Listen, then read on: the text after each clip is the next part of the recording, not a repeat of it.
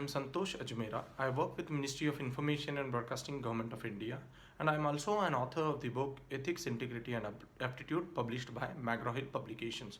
Today we are going to learn about the topic of ethical compliance. As we all are aware, it is important for everyone to adhere to ethical norms, comply with ethical codes. Compliance means ensuring an individual follow ethical principles.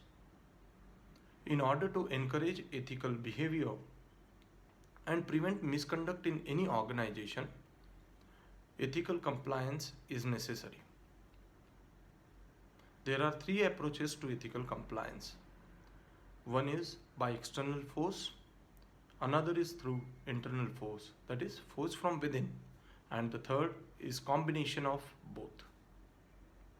That means ethical compliance by individuals in any organization can be ensured through strict legislation or codes, or through the action of individuals themselves, or the combination of both.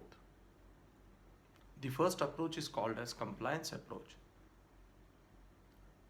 The compliance approach depends heavily on rules and practices which, if followed, are designed to keep members of the organization out of trouble. Behavior of an individual deemed acceptable or unacceptable is generally defined in every organization, and which is usually in the form of rules or admonishments. Rules are typically placed in personnel manual, code of conduct, and new employee orientation sessions. Moreover, many government organizations require their employees to sign a statement that they have read and will abide by the acceptable behavior of rules of the organization, and those who break these rules are presumed to do so out of ignorance or willful intention. Ignorance may be neglected once, but willful intention may not be forgiven. If someone does not comply with these rules, regulations, then he or she is liable for necessary punishment. But for this, an organization should first detect about such non-compliant behaviors. If non-compliance persists without detection, then it leads to unhealthy culture in the organization. Detection, therefore, is the key to the successful compliance approach. The compliance approach speaks about development of ethical codes, bringing legislations, strengthening implementation mechanisms, developing institutional mechanisms such as anti-corruption bodies, etc., in order to ensure compliance to the ethical behavior. These concepts are explained in detail in subsequent lectures. The Organization for Economic Cooperation and Development Council, that is OECD, calls this approach as the low road approach, setting minimum standards beyond which the behavior should not fall. Here the emphasis is on policing actions and catching wrongdoings, thus reinforcing the tendency to manage by the rules because they provide a baseline for identifying error. As detection and the punishment increase, the misconduct is expected to decrease. And from the diagram, you can see if the person is ignorant, then his action may be neglected once. But otherwise, in compliance approach, punishment or penalty can lead to an ethical action, or the probability of detection can lead to ethical action. The second approach to study of ethical compliance is integrity approach. This approach is exactly opposite of compliance approach. Integrity approach empowers an individual to make value judgments about right and wrong. It is value driven rather than rule driven. Here, individual is expected to learn how to deal with ethical challenges and dilemmas, training,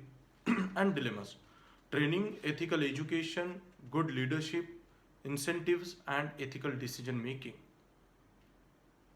Models, theories, and ethical tests, etc., are techniques which help in integrity approach to decision making. OECD refers to this approach as the high road approach. From the diagram you can see, if the person is ignorant, then his or her action may be neglected once. But otherwise, in integrity approach, adherence to mission, vision, or values can lead to an ethical action, or Proper ethical education and training to employees can lead to ethical action. The third approach is the fusion of compliance approach and integrity approach. The fusion approach blends both integrity approach and compliance approach very well. Carol Lewis and Stuart Gilman described the fusion model as a two-pronged systematic approach that incorporates both compliance with formal standards and promotion of individual ethical responsibility. A kaleidoscope of rules, regulations, and laws certainly help individuals stay on an ethical path. But no matter how complex an organizational situation might be, it is up to the individual to experience his moral agency. Therefore, the application of both compliance and integrity are important in ethical conduct. Indian government also follows this fusion approach, whereby we have rules and regulations and agencies to enforce ethical compliance, and have the code of conduct and code of behavior enabling individual officers to distinguish between right and wrong. Though the fusion approach is presently biased towards compliance approach or compliance model, but we are trying to develop integrity model as well to take it at par so that the people will be able to judge ethical standards themselves. The introduction of this subject, ethics, integrity and aptitude for civil services, is one of the steps towards developing an integrity model. From the diagram you can see, when the compliance approach and integrity approach both are adopted, it leads to the fusion of two and thus development of a fusion model.